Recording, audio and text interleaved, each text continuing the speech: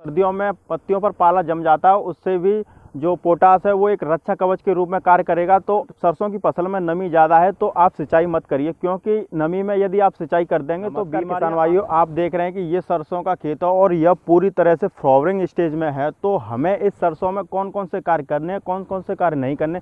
जिन किसान भाइयों ने सरसों की लेट बुआई की थी उन्हें कुछ परेशानियां हो सकती हैं। तो दोस्तों अभी की बात करूं तो जनवरी माह का प्रथम सप्ताह चल रहा है। इस टाइम बहुत अधिक ठंड पड़ती है और कोहरा भी कुछ ज़्यादा ही होता है। लगभग पिछले 8 दिन से लगातार कोहरा पड़ रहा है और धूप देखने को नहीं मिल रही है। तो इस टाइम जो आपको देखने को मिलेगा कि सरसों की फसल में वाइट रूट्स का प्रकोप आपको निश्चित तौर पर देखने को मिल जाएगा। वाइट रूट से जो पौधे की जो तना होता है, बीमारी की बात की जाए तो यह पौधों के तनों पर लग जाता है और इससे जो पौधे का तना होता है वो गलना स्टार्ट हो जाता है या वाइट रूट आपको सफ़ेद पाउडर के रूप में दिखाई दे जाएगा।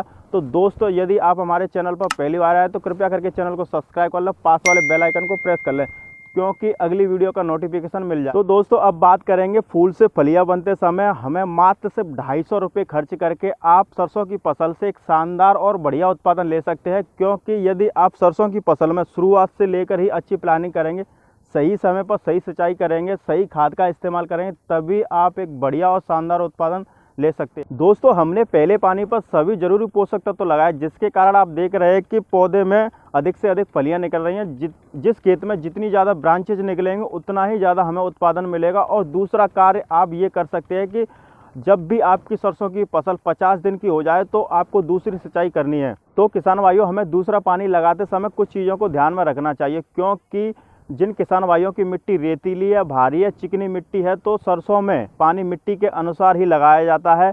और सरसों में बात की जाए तो सरसों में कहीं कहाँ तो 3 पानी लगते हैं, कहीं का 2 पानी में ही सरसों पक जाती है। तो किसान भाइयों सबसे पहला कार्य आप जाकर देखिए सरसों की फसल में नमी कितनी है। अगर सरसों की फसल में नमी ज़्यादा है तो आप सिंचाई मत करिए, क्योंकि नमी में यदि आप सिंचाई कर देंगे तो बीमारियाँ आ सकती हैं। तो सबसे पहले आप खेत में जाइए और देखिए, यदि आपका खेत सूखा है तब भी आप सिंचाई करें। दोस्तों जिन किसान भाइयों की मिट्टी हल्की रेतीली है तो आप पहले पानी के बाद 20 से 25 दिन बाद आप दूसरी सिंचाई कर सकते हैं, जैसे कि हमने अपने खेत के अंदर किया है। तो जिन किसान भाइयों ने दूसरी सिंचाई कर दी है तो उनका अक्सर सवाल होता है कि वो अधिक से अधिक फलियां कैसे प्राप्त करें सरसों की फसल से, और दूसरे पानी के बाद वो अपने खेत में कौन सी खाद का इस्तेमाल करें। तो दोस्तों यदि आपने दूसरा पानी लगा रहे हैं तो आप NPK 05234 या NPK 13045 का स्प्रे जरूर करें। साथ में ही आप बोरोन जरूर लें, क्योंकि बोरोन का रोल होता है फूल से फलियां बनने में, अहम भूमिका बोरोन निभाता है। क्योंकि आपको पता होगा कि बोरोन पॉल्यूलेशन में सबसे ज़्यादा काम करता है। बात करें